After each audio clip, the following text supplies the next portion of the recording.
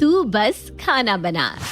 रचना की शादी एक ऐसे परिवार में हुई थी जहां जेठानी और सास सभी लोग कामकाजी थे। रचना भी एक ग्रेजुएट लड़की थी, लेकिन उसे बाहर निकलकर नौकरी करना बिल्कुल भी पसंद नहीं था। इसलिए उसने शादी के बाद घर में रहकर हाउसवाइफ बनना ही सही समझा। सास शशि और जेठानी कशिश प्राइमरी स्कूल में टीचर थी और इसलिए सुबह सुबह तैयार होकर वो दोनों अपने अपने काम पर निकल जाती और पीछे से इतने बड़े घर की सारी जिम्मेदारियां अकेले रचना के कंधों पर आ जाती। मम्मी जी, मैं सोच रही थी कि थोड़ा दूध और बढ़ा लिया जाए, दूध कम पड़ जाता है। मैं फोन कर देती हूँ रामू को, आज से ही 2 लीटर दूध और दे दिया करे। देख छोटी बहू, तू ना बस खाना बना, क्या आना है कितना आना है ये सब देख पाना तेरे बस का काम नहीं, वो सब मैं देख लूंगी। लेकिन मम्मी जी, मैंने कहा ना, तू बस जा और जाकर खाना बना, कहीं डिनर लेट ना हो जाए। मम्मी जी बाहर जाकर नौकरी करती हैं, तो उन्हें ऐसा लगता है कि जो बाहर निकलता है दिमाग बस उसी में होता है। घर में रहने वाला तो बस रोटी ही बना सकता है। हर बात पर बस यही कहती है, तू बस खाना बना। अरे खाना बनाना भी कोई मजाक नहीं होता। इतने बड़े परिवार में हर इंसान की छोटी सी छोटी जरूरत और पसंद नापसंद को ध्यान में रखते हुए मैं सबके लिए खाना बनाती हूँ। सबके जागने से पहले जागती हूँ, सबके सोने के बाद सोती हूँ, ताकि सबको समय पर ताजा और पौष्टिक खाना मिले। लेकिन बदले में मुझे क्या मिल रहा है? प्यार या सहानुभूति के 2 शब्द तो दूर की बात है। मम्मी जी तो बस तू जाकर खाना बना बोलकर मेरी अहमियत को बस खाने से तोल देती हैं। बरसों से चल रही उपेक्षा से रचना मन ही मन दुखी तो थी, लेकिन फिर भी वो अपने कर्तव्य से पीछे नहीं हट रही थी। किसी के मानने न मानने से क्या होता है? मैं तो जानती हूँ ना, खाना बनाना कोई छोटा काम नहीं होता। बस मुझे अपना फर्ज निभाते रहना है। मेरी माँ कहती थी, खाना बनाना साक्षात अन्नपूर्णा का काम होता है। कुछ दिन बाद, रचना, मेरी फाइल रखी हुई थी कपबोर्ड पर, तुमने देखी है क्या? किस रंग की फाइल थी? और शायद मैंने किताबों के साथ बुक रैक में रख दी होगी। बुक रैक में देख लो ना एक बार। रचना यार, मेरी इतनी इंपॉर्टेंट फाइल को तुमने उठाकर इधर उधर पटक दिया। अगर 2-4 अक्षर पढ़ना जानती हो तो एक बार मेरा सामान छूने से पहले पढ़ लिया करो कि क्या है और कितना जरूरी है। कौन से रंग की फाइल थी? अरे फाइल रंग से नहीं, नाम से पहचानी जाती है। घर में रहकर ना तुम बिल्कुल अनपढ़ औरतों जैसी बात करने लगी हो। अरे इसमें इतना नाराज होने की क्या बात है? पूरा कमरा बिखरा हुआ था, मैंने समेट कर ठीक कर दिया, तो अपराध हो गया क्या? और अगर वाकई फाइल इतनी जरूरी थी तो ऐसे कबाड़े की तरह क्यों पड़ी हुई थी?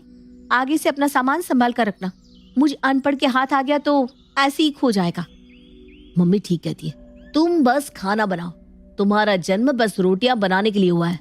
तुम्हें किसी चीज की वैल्यू ही नहीं है। और वो फाइल पड़ी हुई नहीं थी, रखी हुई थी। अगर वो फाइल इंपॉर्टेंट थी तो मैंने कौन सा उसे उठाकर कचरे में फेंक दिया है? आप बात का बतंगड़ क्यों बना रहे हो? एक तो ऑफिस में जाकर बॉस की बातें सुनो, ऊपर से घर आओ तो इनकी बकवास में दिमाग लगाओ।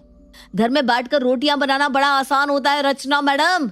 घर से बाहर निकलो, 4 पैसे कमाओ, तब पता चलता है बाहर जाने वालों को क्या क्या झेलना पड़ता है। एक बात पूछ लो इनसे तो ऐसे एहसान जताती है जैसे काम का पूरा दिन पहाड़ तोड़ती हो। ऐसा लगता है इस घर में इज्जत उसी को मिल सकती है जो बाहर जाकर पैसा कमा कर लाता है।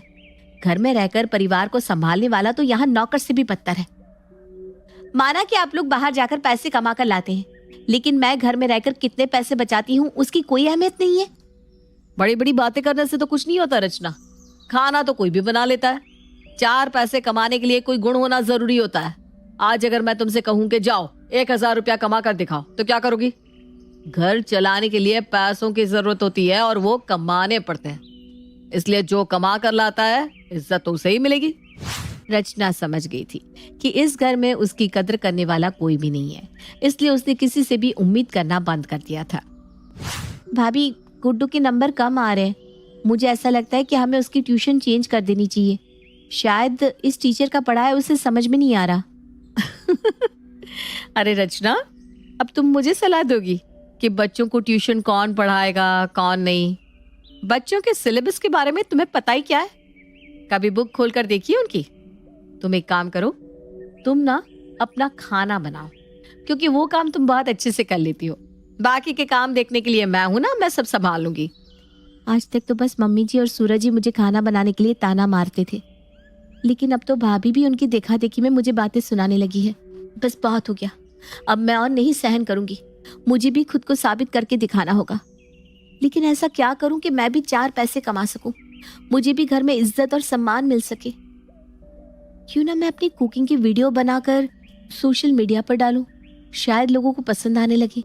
अगले ही दिन सबके ऑफिस जाने के बाद अकेले में रचना किचन में अपने मोबाइल से खाना बनाते हुए अपने वीडियो शूट करके उन्हें सोशल मीडिया पर डालने लगती है। अरे वाह, मेरी वीडियो पर तो बहुत सारे व्यूज आने लगे हैं और मेरी रेसिपीज भी लोगों को बहुत पसंद आ रही है। कमेंट में लोग बार बार यही कहते हैं, इतना लजीज खाना खाने के लिए वो पैसे भी देने को तैयार है।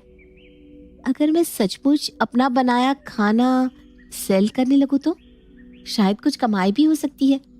कुछ देर सोचने के बाद रचना वीडियो में अपना मोबाइल नंबर जोड़ देती है। मैडम, क्या सचमुच में आपके हाथ का बना खाना मिल सकता है?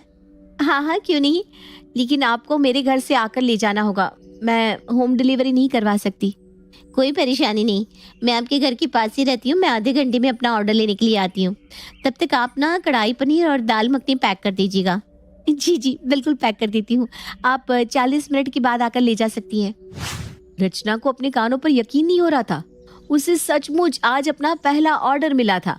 उसने पूरे मन से ऑर्डर बनाकर रेडी किया और ग्राहक को देने के बाद पहली बार अपनी कमाई को अपने हाथों में महसूस किया। खाना कैसा बना है उसका रिव्यू आप मेरे वीडियो पर जरूर लिखना प्लीज, उससे मुझे हेल्प मिलेगी। आप चिंता मत करो, मैं खाना खाने के बाद इसका रिव्यू जरूर दूंगी। शुरू में रचना के पास कुछ गिने चुने ऑर्डर ही आ रहे थे। हर बार ऑर्डर को डिलीवर करते समय वो सबसे यही रिक्वेस्ट करती कि वो लोग उसके बने खाने का रिव्यू उसके चैनल पर जरूर लिखे। धीरे धीरे रचना के बने खाने के अच्छे रिव्यूज के कारण उसका नाम होने लगता है और उसके पास ऑर्डर्स की संख्या बढ़ने लगती है। कुछ दिनों के बाद, अरे ये क्या ड्रामा है? घर के बाहर ये लोग लाइन लगाकर क्यों खड़े हैं? मम्मी जी, मैंने घर से खाना बनाने का काम शुरू किया है। ये लोग अपने ऑर्डर्स का इंतजार कर रहे हैं। पुष्पा, जल्दी जल्दी हाथ चलाना, बहुत लोग बाहर खड़े हुए हैं। ये पुष्पा घर की साफ सफाई छोड़कर यहाँ सब्जियां काट रही है और तूने मेरे किचन को ढाबा समझ रखा है क्या? अरे ये मेरा घर है, कोई 3rd क्लास हाईवे का ढाबा नहीं जिसके सामने लोग खाना लेने के लिए भीड़ लगाए। तुम्हारा काम है बस घर में सबके लिए खाना बनाना, वही करो। ये सब नाटक बंद करो। माफ कीजिएगा मम्मी जी, ये कोई नाटक नहीं है। आप ही तो हमेशा कहती थी ना, जाओ जाकर खाना बनाओ, क्योंकि आप लोगों को यही लगता था कि मैं बस खाना ही बना सकती हूँ। फिर मैंने सोचा कि अगर मैं सिर्फ खाना ही बना सकती हूँ तो क्यों ना मैं सच में खाना ही बनाना शुरू कर दूँ। उसके बाद मैंने अपने खाने की वीडियो बनाकर सोशल मीडिया पर डालना शुरू किया। आपको जानकर हैरानी होगी मम्मी जी कि 3 महीने के अंदर मेरे चैनल पर 20,000 सब्सक्राइबर्स हो गए हैं। मेरे खाने के एक एक वीडियो पर लाखों में व्यूज आते हैं और इस चैनल के थ्रू मुझे खाने के ऑर्डर भी मिलते हैं। आज मैं भी अपने खाना बनाने के टैलेंट के कारण पैसे कमा रही हूँ। पिछले 1 सप्ताह से तो हर रोज भीड़ बढ़ती जा रही है। मैंने सोच लिया है, अब चाहे जो भी हो जाए मैं पीछे मुड़कर नहीं देखने वाली। बड़ी आई आगे बढ़ने वाली, ये भी कोई काम है? पूरे खानदान का नाम मिट्टी में मिलाकर रख दिया। अरे कोई सुनेगा तो क्या कहेगा? सॉफ्टवेयर इंजीनियर पति की वाइफ घर से बनाकर छोले भटूरे और पनीर बेच रही है। कम से कम हमारी इज्जत का तो ख्याल किया होता। रुक, मैं अभी सूरज से बात करती हूँ, अब वही तेरी अकल ठिकाने लगाएगा। अरे मम्मी, इसमें बुराई क्या है? मुझे तो पता ही नहीं था कि मेरी बीवी इतनी टैलेंटेड है। मैं तो खुद अपनी जॉब से परेशान चल रहा हूँ। कब से मन में इच्छा थी कि नौकरी छोड़कर कुछ अपना काम शुरू करूं। मेरी पत्नी ने तो मेरा सपना सच कर दिया। अब तो मैंने सोच लिया है कि नीचे का पूरा फ्लोर रेस्टोरेंट में कन्वर्ट करके हम लोग ऊपर वाले फ्लोर पर शिफ्ट हो जाएंगे। अरे लक्ष्मी चलकर हमारे घर आ रही है, कोई बेवकूफ ही होगा ना जो उसे धुतकारेगा। मुझे माफ कर दो रचना, मैं तुम्हारे साथ हूँ। तुम आगे बढ़ो, मुझसे जो हो सकेगा मैं जरूर करूंगा। तू सच में नौकरी छोड़कर बहू के साथ ढाबा चलाएगा? अरे मम्मी, ये अकेले काम कर रही है तब भी दिन का 5,000 कमा रही है।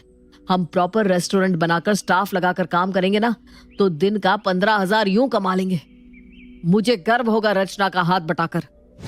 कुछ ही दिनों में पति सूरज ने नौकरी छोड़कर रचना के साथ रेस्टोरेंट शुरू कर दिया था। अपने टैलेंट के दम पर रचना महीने के लाखों रुपए कमाने लगी थी। धीरे धीरे ससुराल में सबकी अकड़ ढीली हो गई थी। सूरज, अपने पास काफी कैश जमा हो गया है, आप कल ही जाकर इसे बैंक में जमा करवा देना। घर में इतना कैश रखना सही नहीं है। बहू, मैंने तुझे कितनी बार समझाया है, फालतू बातों में दिमाग मत लगाया कर। तू बस जाकर खाना बना। मम्मी, सुबह से लेकर रात तक खाना ही तो बनाती रहती है, और कितना खाना बनाएगी? अब बस भी करो अपना ये डायलॉग। सूरज की बात सुनकर शशि शर्मिंदा हो जाती है और बाकी लोग हंसने लगते हैं। अरे बेटा, वो ना मुझे आदत हो गई है ना ये कहने की, तू बुरा मत मानना। हाँ,